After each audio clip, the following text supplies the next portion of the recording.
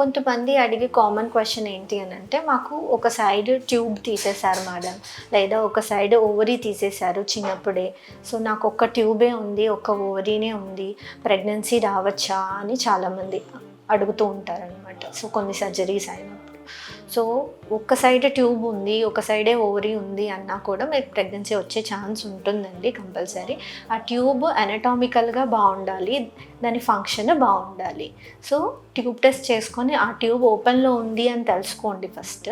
ఆ tube open ఉంది అన్నప్పుడు మీకు ఆ ఓవరీలో కూడా ఎగ్ రిజర్వ్ బాగుంది, ఓవులేట్ అవుతున్నారు అన్నప్పుడు ప్రెగ్నెన్సీ వచ్చే ఛాన్స్ కంపల్సరీ ఉంటుంది.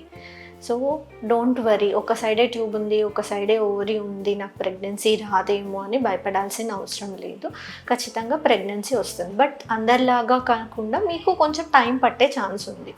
ఎందుకంటే ఒక సైడ్ ట్యూబ్ తీసేశారు బట్ బోత్ ఓవరీస్ ఉన్నాయి. సో ఏ సైడ్ అయితే మీకు ట్యూబ్ ఉందో ఆ సైడ్ ఓవులేషన్ జరిగినప్పుడే ప్రెగ్నెన్సీ వచ్చే ఛాన్స్ ఉంటుంది. సో మీ అందరిలా కాకుండా మీకు కొంచెం టైం పడుతుంది, టైం తీసుకోండి, ఇబ్బంది ఏం లేదు, బట్ ప్రెగ్నెన్సీ వచ్చే ఛాన్స్ అయితే కంపల్సరీ ఉంది. Don't worry.